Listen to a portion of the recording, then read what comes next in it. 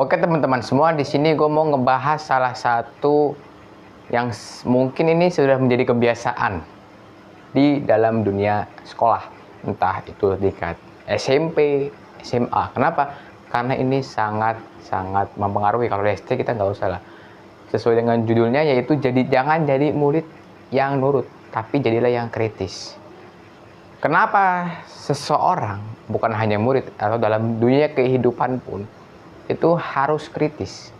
Kenapa? Karena dengan kita mengkritisi sesuatu, kita bisa menemukan apakah itu suatu kebenaran atau itu suatu narasi yang memang sengaja dibuat oleh pihak penguasa. Karena pada dasarnya adalah penguasa itu atau pemimpin suatu wilayah itu pasti mereka membuat narasi yang dibuat sesuai dengan kemauan dia. Contoh sejarah itu kan ditulis oleh pemenang. Ya berarti isinya ya pemenang tersebut dalam kisahnya. Di sini gue akan memfokuskan topik kenapa harus jadi orang yang kritis atau menjadi murid yang kritis. Dalam dunia sekolah, kenapa banyak sekali murid yang cuma diam?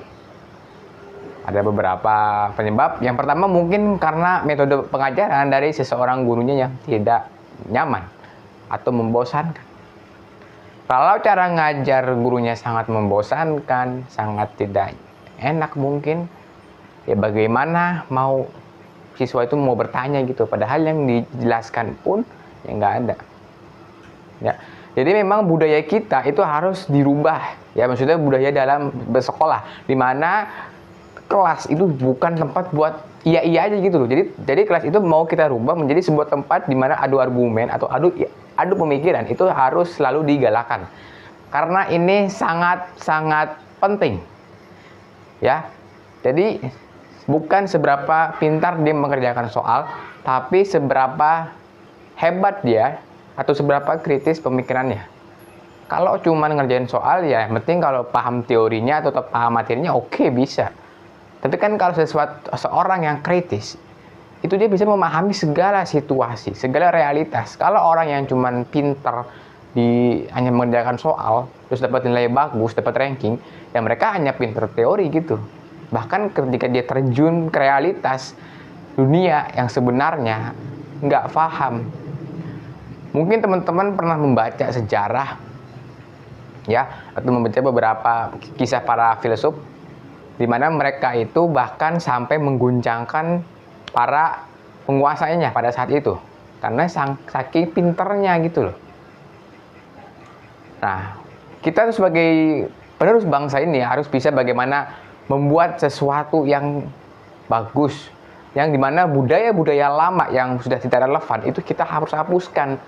Ya tadi budaya nurut di kelas itu nggak usah, itu tuh dihapuskan aja. Jadi bagaimana siswa itu harus bertanya dan harus ada kata kenapa bisa begini. Nah ini harus kita tanamkan ini, karena kalau kita melihat negara-negara maju seperti China mungkin atau negara-negara dengan sistem pendidikan terbaik, itu dia seperti itu. Jadi siswa dituntut bukan hanya teori buku gitu loh.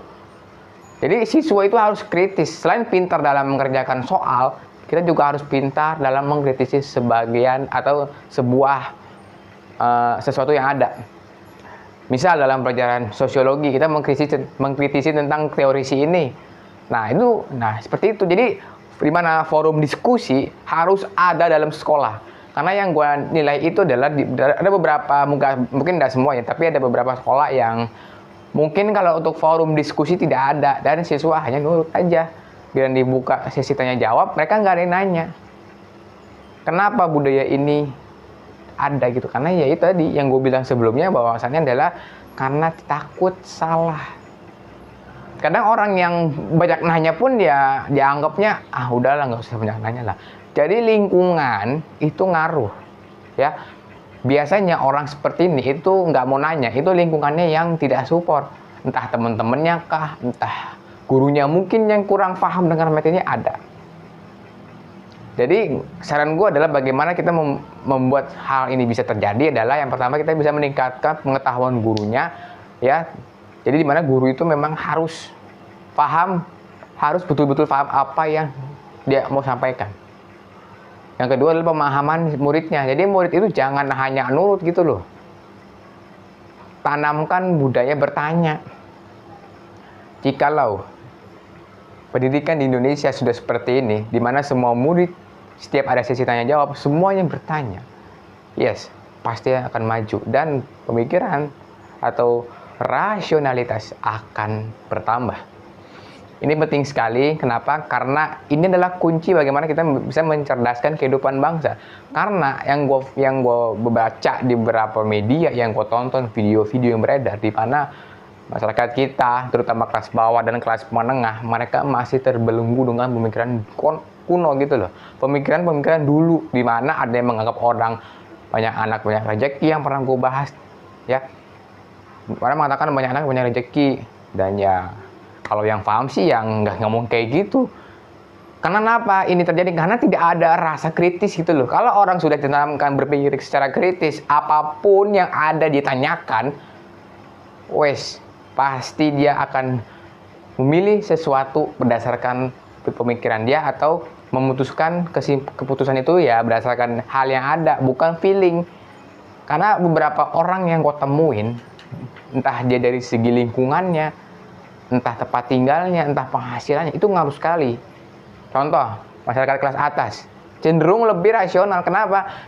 Ya nggak, maksudnya gini loh, masyarakat kelas atas itu lebih paham akan dunia, karena mereka dekat dengan para tokoh politik, para pengusaha atau bisnis, para investor dan sebagainya.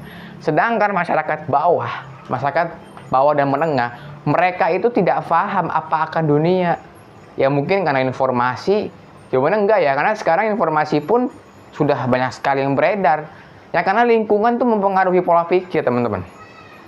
Jadi cara ngubahnya gampang, kita itu harus ubah dulu lingkungannya.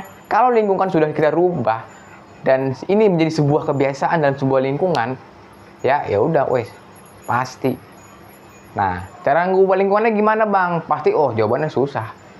Tapi yang paling gampang adalah bagaimana kita bisa membuat video. Ya, apalagi zaman sekarang orang hampir semua orang Indonesia itu pakai HP, ya, pengguna sosial media aktif. Jadi kita buat video edukasi seperti ini, kalau mau cepat ya teman-teman pakai TikTok aja gitu, karena algoritma TikTok lebih cepat dibandingkan YouTube.